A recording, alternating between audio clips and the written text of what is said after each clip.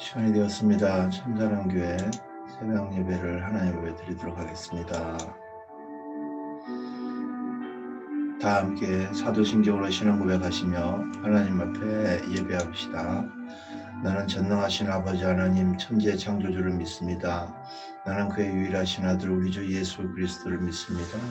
그는 성령으로 잉태되어 동정녀 마리아에게 나시고 본디오 빌라도에게 고난을 받아 십자가에 못 박혀 죽으시고 장사된 지 사흘 만에 죽은 자 가운데서 다시 살아나셨으며 하늘에 오르시어 전능하신 아버지 하나님 우편에 앉아 계시다가 거기로부터 살아있는 자와 죽은 자를 심판하러 오십니다. 나는 성령을 믿으며 거룩한 공교회와 성도의 교제와 죄를 용서받는 것과 몸의 부활과 영생을 믿습니다. 아멘. 사랑의 하나님, 간밤에 지켜주신 하나님 은혜 감사합니다. 하나님, 지금 밖에는 차가운 눈보라가 몰아치는 그러한 날씨입니다. 사랑의 하나님, 이 날씨 가운데 운행하는 모든 차량들 하나님 안전 지켜주시고 운전대차 손길 당황치 않게 하셔서 차분하게 운전 잘하고 사고나지 않도록 하나님 지켜주옵소서. 아버지 하나님, 이제 이 오늘부터 사순절기로 지키는 그 날입니다. 우리 주님 부활하신 그날까지 주님의 행적을 더욱더 묵상하게 하시고 하나님, 우리가 깨어 기도함으로 다시 오실 주님을 늘 기다리는 깨어있는 다섯 처녀와 같이 우리 주님 온전히 주님의 오심을 고대하며 하루하루 순간순간을 거룩을 잃지 않고 구별된 자로 살아갈 수 있도록 하나님 인도하여 주옵소서. 오늘 이 새벽에도 이 아침에도 주님 만나주시고 말씀으로 위로하시며 새힘 주옵소서. 의지하고 예수님의 이름으로 기도하옵나이다. 아멘. 오늘 우리에게 주신 하나님의 말씀은 요한복음 4장 39절에서 42절에 있는 말씀입니다. 본문에 있는 말씀을 가지고 세상의 구주 예수라는 제목으로 피차 은혜를 나누고자 합니다. 39절로부터 42절에 있는 말씀, 제가 받들을 공독 돌립니다. 여자의 말이 내가 행한 모든 것을 그가 내게 말하였다 증언하므로 그 동네 중에 많은 사마리아인이 예수를 믿는지라. 사마리아인들이 예수께 와서 자기들과 함께 유하시기를 청하네. 거기서 이틀을 유하시며 예수의 말씀으로 말미암아 믿는 자가 더욱 많아 그 여자에게 말하되 이제 우리가 믿는 것은 네 말로 인함이 아니니 이는 우리가 친히 듣고 그가 참으로 세상의 구주신 줄 알미라 하였더라. 아멘. 요한복음 4장은 예수님과 사마리아의 한 이름 없는 여인과의 만남에 관한 그 기사로 채워져 있습니다. 그 사마리아 여인이 누구였는지, 누구의 딸이었는지, 나이는 얼마나 됐는지, 교육 수준은 어느 정도인지 그런 것들에 대해서는 전혀 언급이 안 되어 있습니다. 다만 물길러 나왔다가 물동이이고 물길러 나왔다가 우물가에서 예수님을 만나게 되고 그리고 그 이야기 끝에는 예수님이 세상의 구주시다 하는 그 내용으로 이제 정리가 되어 있지요. 그런데 본문에 있는 이 우물가에 물길러 온 이 여인의 이름은 밝혀지지 않았습니다. 그런데 이 여인의 그 과거가 철저하게 밝혀지게 됩니다. 가서 내 남편을 불러오라 라고 주님이 말씀하시며 그때부터 이 여인의 그 과거가 밝혀지게 되는데 이 여인이 대답하지요. 나는 남편이 없습니다. 솔직하게 이야기합니다. 근데 이 말을 정말 남편이 없어서 없는 것인가? 우리 주님은 이것에 대해서 말씀해 주시죠. 네 말이 맞다. 남편이 없다는 네 말이 맞다. 네가 남편 5이나 있었는데 지금 있는 사람은 네 남편이 아니니까 네 말이 맞다. 이 말 한마디에 이 여인의 가장 아픈 그 상처가 되는 과거가 다 들춰나고 말지요. 사실 이 여인은 자기 과거 때문에 사람들의 눈길을 피해서 사람 접촉을 피하고 그렇게 살았습니다. 그래서 물을 길러오는 이 시간도 외출이 뜸한 한 낮 시간을 골라서 물을 길러 나왔던 것이지요. 우리 주님은 이 여인의 과거를 다 끄집어내고 이 여인은 우리 주님 앞에서 펄쩍 뛰면서 웬 사람 잡는 소리냐고 그렇게 변명하지 않고 그 모든 것들을 다 시인하게 됩니다. 맞다. 이 점이 굉장히 중요한 부분이죠. 우리 주님 앞에 서는 사람, 우리 예수님을 만나게 되는 사람은 이름이 있고 없고 뭐 어디서 살고 이런 것이 중요한 것이 아닙니다. 그리고 과거가 드러나도 우리 주님 앞에서는 아무 문제가 없습니다. 중요한 것은 우리 주님 앞에 온전히 있는 모습 그대로 주님 앞에 다 드러나도 인정하고 아멘하고 그 은혜를 받아 누리려고 하는 그 마음이 중요한 것이지요. 솔직하고 정직한 것이 중요한 것입니다. 마태복음 15장에도 가나안 여인이 나오죠. 이 여인 역시도 참 솔직하고 정직한 모습으로 우리 주님 앞에 대답을 하지요. 우리 주님께서 자녀의 떡을 취해서 개들에게 주는 것이 옳지 않다라고 말씀하실 때 이 굴욕을 당하면서도 주님 맞습니다, 옳습니다. 하지만 개들도 주인의 상에서 떨어지는 부스러기를 먹습니다 라고 말하면서 우리 주님 앞에 더 가까이 다가섰습니다. 그랬을 때에 놀라운 응답, 기적을 경험할 수 있었습니다. 이 사마리아 여인의 경우에도 예수님을 만나서 여섯 남편에 관한 이야기를 하지 않았더라면 일생 어두운 그늘에 묻혀 살았을지도 모릅니다. 우리 주님께서 이 여인의 과거를 들추고 상처를 건드리시는 것은 상처를 주고 아픔을 주기 위해서가 아닙니다. 이 여인의 상처를 싸매시고 치료하시고 구원하시기 위해서 과거를 들춘 것입니다. 사람은 사람을 무시하고 멸시하고 천대하는 사람들이 참 많습니다. 사람은 다른 사람의 과거를 들추고 괴롭히고 그것을 약점으로 삼아서 악용하는 사람들이 많지요. 그러나 우리 하나님, 우리 주님은 그렇지 않습니다. 우리 주님께서 과거를 말하시는 것은 치유하기 위해서입니다. 우리 주님께서 상처를 건드리시는 것은 고쳐주시기 위한 것입니다. 그래서 오늘 우리는 사장에 있는 이 말씀 가운데 우리 주님과 이 여인의 내용을 살펴보겠습니다. 첫 번째 대화 내용은 샘물에 관한 내용이었습니다. 13절에 15절 말씀 보면은 이 물을 먹는 자마다 다시 목마르니와 내가 주는 물을 먹는 자는 영원히 목마르지 아니한다. 나의 주는 물을 그 속에 영생하도록 솟아나는 샘물이 된다. 여자가 말합니다. 그런 물을 내게 주십시오. 이런 물을 내게 주십시오.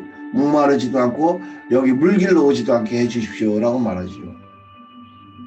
장소가 우물가였기 때문에 대화는 물로 시작되지요.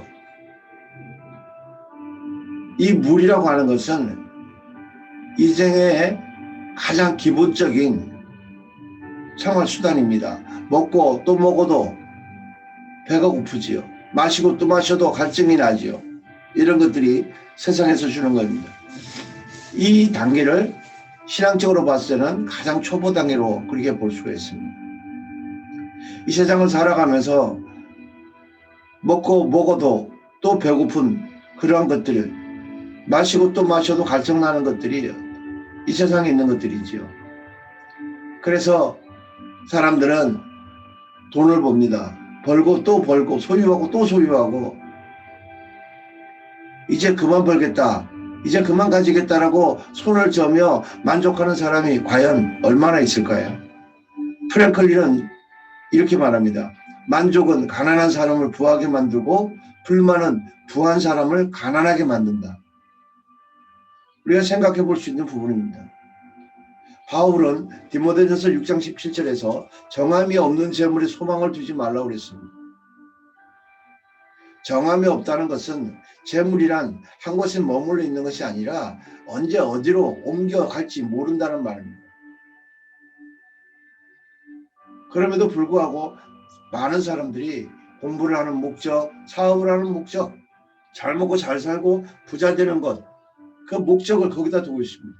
이 재물의 목적을 두고 있습니다. 그러다가 그 목적이 실현되지 않고 깨어지는 날이 되면은 절망하고 좌절하고 스스로 목숨까지도 버리는 사람이 있는 것입니다.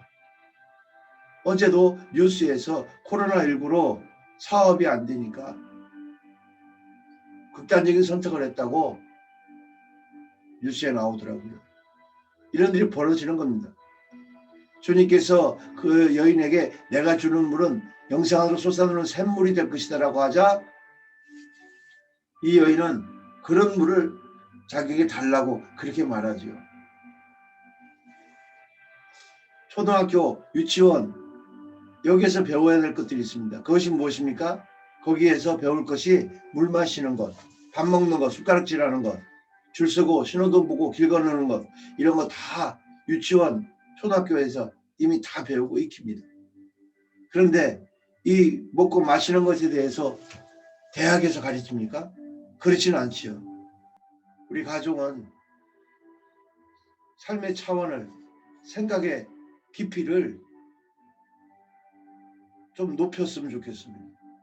그저 먹고 마시는 것으로 숟가락질을 어떻게 하느냐, 젓가락질을 어떻게 하느냐, 물을 어떻게 마시느냐 여기에 두지 말고 이제 신앙의 차원도 조금 높여서 영혼이 솟아나는 생명의 물이신 예수 그리스도를 구세주로, 소망으로, 천국을 소망으로, 바른 소망을 가지게 되기를 주님의 이름으로 부탁을 드립니다. 두 번째 대화 내용은 예배에 관한 것으로 바뀌게 됩니다. 물에 관한 이야기가 20절에서 갑자기 예배에 관한 것으로 바뀌게 되죠. 언제 바뀌게 되냐면은 예수님께서 내 남편을 데려오라 하는 말씀 때 그때부터 바뀌게 됩니다. 저는 남편이 없습니다 라는 그제의 대답 속에는 진짜 남편이라고 믿고 그렇게 살았던 사람이 없었다는 뜻이 또 들어있습니다. 그리고 자기 자신의 과거가 아주 부도덕하고 나쁜 그러한 일관된 삶이었다는 실토이기도 하지요. 그 이유는 남편이 아닌 여섯 남자와 살았기 때문에 그렇습니다. 예수님은 그 여인의 과거를 다 알고 계셨습니다. 그리고 그녀가 안고 있는 도덕적 갈등과 그 고민 그리고 영적인 갈등을 헤아리고 있었습니다. 그래서 주님은 남자나 바라보고 웃고 우는 이 여인의 1차원적인 삶을 영원하신 하나님을 바라보고 예배하는 삶으로 끌어내 주신 것입니다. 23절에 있는 말씀을 보게 되면 아버지께서는 자기에게 예배하는 자들을 찾는다고 그랬습니다. 하나님은 어떤 사람을 찾으십니까? 하나님은 자기에게 예배하는 사람을 찾습니다. 그리고 신령과 진리로 예배하는 자를 찾는다고 그랬습니다. 예배라고 하는 말은 라트리오라고 하는 낱말에 거의 유래되었습니다. 이 낱말의 뜻은 고용된 하인이라는 말이었다고 그래요. 이 말은 봉사한다, 섬기다라는 것입니다. 그래서 예배는 하나님을 봉사하고 섬기는 것. 그래서 영어로는 예배를 서비스라고 하고 있습니다. 왜 주님은 사마리아 여인에게 하나님을 예배하라고 가르쳤을까? 그것은 지금까지 세상을 섬기고 남자 섬기고 그것도 자기 남편이 아닌 남자들에게 시달리고 살아왔던 그 여인에게 이제 눈을 들어서 하나님을 섬기고 살도록 하기 위해서 주님이 말씀하셨던 것입니다. 여기에 이 여인의 삶의 위대한 전환이 펼쳐지게 됩니다. 참된 변화가 무엇입니까? 세상에 매달리고 사람에게 매달려서 살던 사람이 이제 그것을 떨쳐버리고 하나님을 섬기며 살게 된 것이 참된 변화입니다. 삶의 방향과 질이 달라진 것이 참된 변화입니다.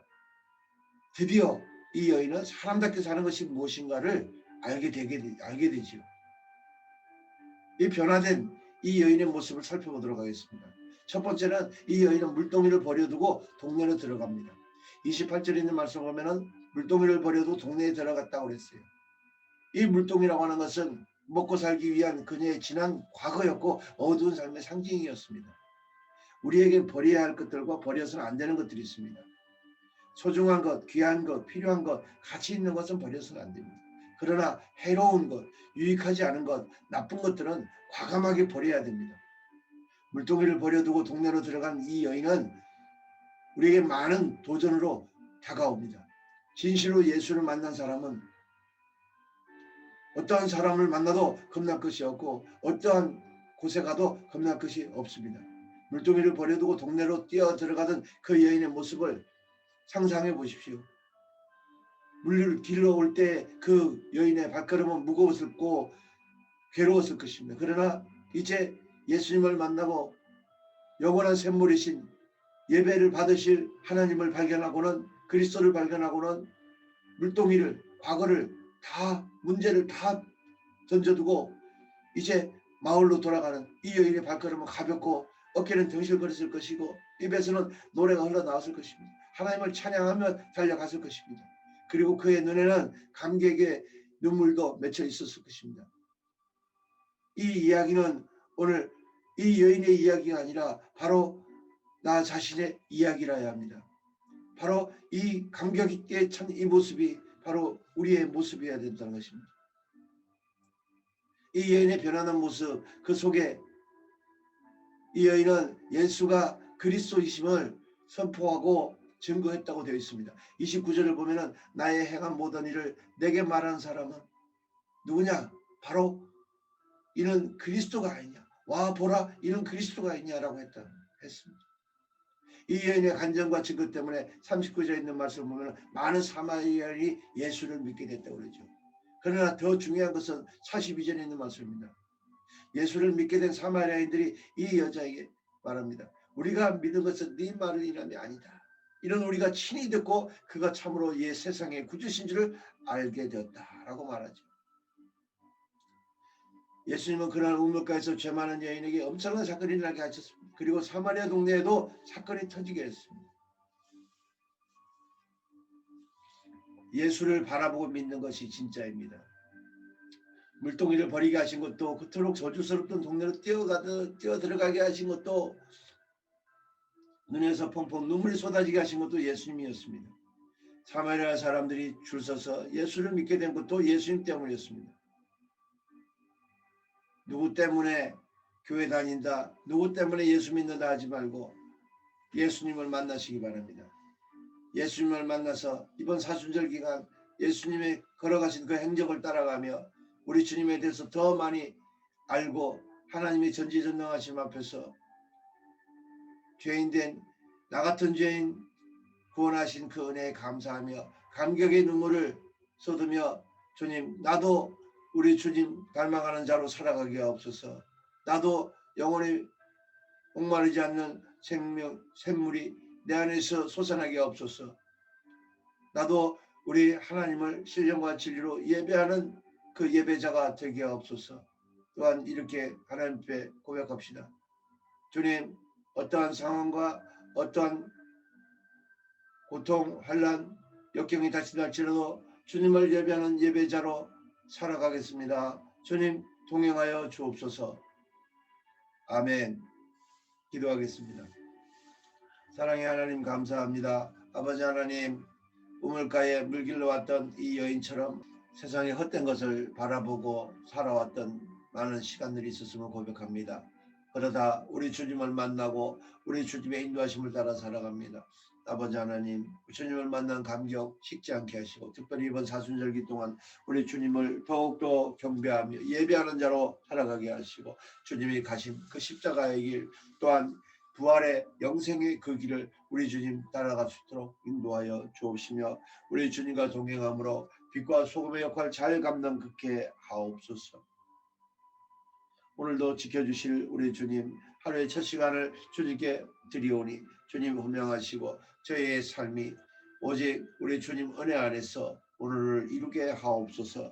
예수님의 이름으로 기도하옵나이다. 아멘. 기도 제목 드리겠습니다. 코로나19 바이러스의 종식을 위하여 기도해 주시고 나라와 민족 통일한국을 위하여 기도해 주시고 세계 복음화와 선교사들을 위하여 기도해 주시고 교회와 기도원 교회종들과 성도들을 위하여, 교회와 담임 목사와 가정을 위하여, 교역자들과 성도들, 동역자, 후원자들의 가정과 사업과 직장을 위하여, 사랑의 동산 해뜨는 집 헤어름 사역자들과 자녀들의 건강과 성장을 위하여, 그리고 개인 기도 제목 가지고 하나님 앞에 이번 교제 주님과의 교제의 시간, 기도 시간 가지시기 바랍니다. 주기도문으로 마치고 각자 개인 기도 시간 가지겠습니다. 하늘에 계신 우리 아버지, 아버지의 이름을 거룩하게 하시며 아버지의 나라가 오게 하시며 아버지의 뜻이 하늘에서도 같이 땅에서도 이루어지게 하소서. 오늘 우리에게 일용할 양식을 주시고 우리가 우리에게 잘못한 사람을 용서하여 준 것 같이 우리 죄를 용서하여 주시고 우리를 시험에 빠지지 않게 하시고 악에서 구하소서. 나라와 권능과 영광이 영원히 아버지의 것입니다. 아멘.